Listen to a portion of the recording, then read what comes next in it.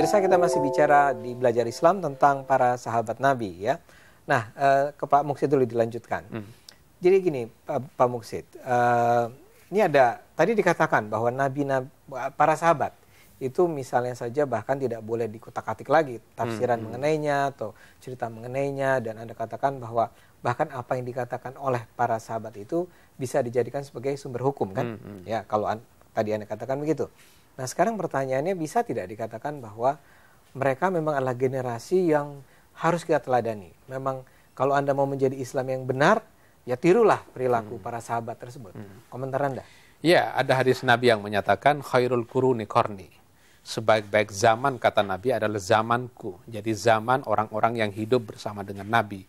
Oleh karena itu, kalau berbicara tentang Nabi, pastilah kita berbicara dengan orang-orang yang diajak bergaul, berkomunikasi, dan hidup dengan Nabi. Nah, persoalannya adalah orang-orang yang bergaul dan hidup bersama Nabi itu, apakah seluruhnya memiliki integritas moral yang baik? Apakah dia kredibel atau tidak? Nah, kalau kita berbicara tentang buku-buku sejarah, misalnya kita menemukan fakta ada orang yang dipotong tangannya, ada orang yang dirajam, itu siapa?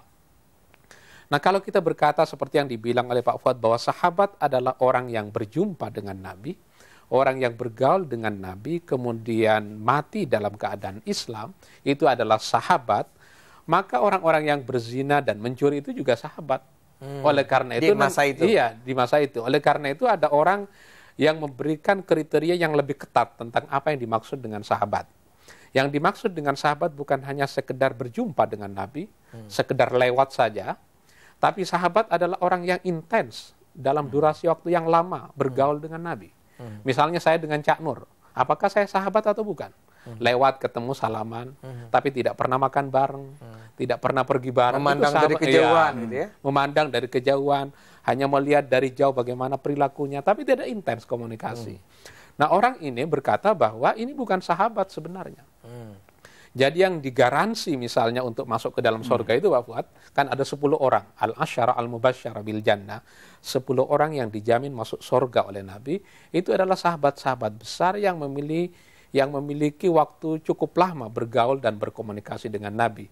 Ada Abu Bakar, Umar, Uthman, Ali, kemudian Talha, Zubair. Itu adalah diantara orang-orang yang akan dijamin masuk surga oleh Allah. Tapi yang menarik sebenarnya, mungkin Pak Fuad bisa melanjutkan nanti, ada beberapa orang, misalnya kalangan perempuan, sahabat perempuan itu hampir tak tercover di dalam. Padahal ada ya? Padahal ya istri-istri Nabi.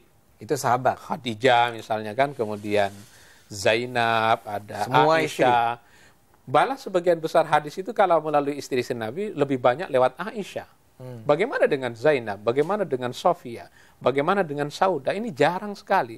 Padahal ini adalah orang yang tidurnya, makannya kan intens sekali berkomunikasi. Kurang intensif apalagi? Iya. Kira-kira ada masalah apa sebenarnya sehingga ini orang elit tapi tidak tercover di dalam penulisan buku-buku sejarah. Betul begitu, Pak Fuad? Iya, tentang sahabat perempuan ini mereka ada ditulis tapi dimasukkan di bagian akhir selalu.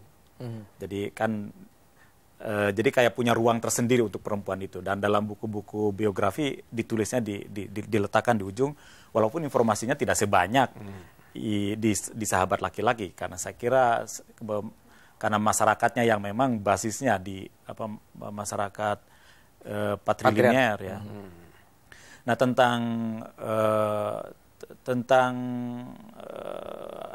sahabat-sahabat besar dan sahabat-sahabat kecil, saya kira masalahnya bagi orang-orang ahlu hadis itu mengadopsi definisi yang dikemukakan sebetulnya oleh kaum usuli. Kaum usuli itu bukan ahli usul fikih atau bukan ahli usuluddin, tapi orang-orang yang kemudian ternyata yang disebut kaum usul ini orang-orang rasional seperti kalangan Mu'tazilah, yang persis mengatakan yang seperti dikatakan oleh Pak Muksi tadi, yang disebut sahabat itu memerlukan intensitas tersendiri. Tapi problemnya bagi ahlu hadis, kalau definisi yang dipakai, maka sahabat itu hanya akan ya sebagian kecil, sekelompok kecil orang saja.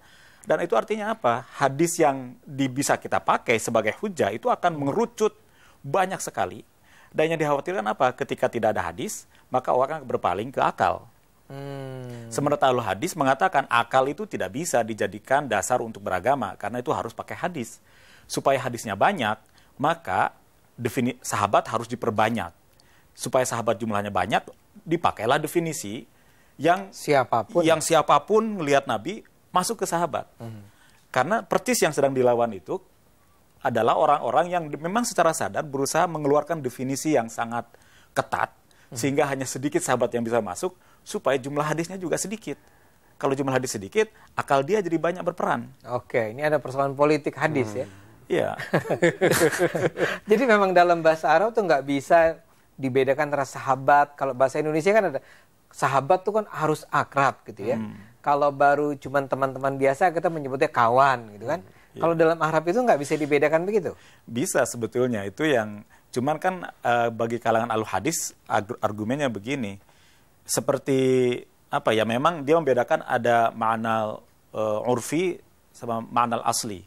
Ma'na asli jadi mana asalnya memang semua orang. Tapi ma'na urfi yang disebut sahabat itu memang harus mengharuskan adanya kedekatan. Tetapi ini bukan mana asli. Mana aslinya itu ya siapa saja yang pernah, walaupun sebutnya argumen ini lemah. Argumen ini lemah. Tapi mereka punya dikiaskan atau dianalogikan dengan kata kataba, misalnya penulis.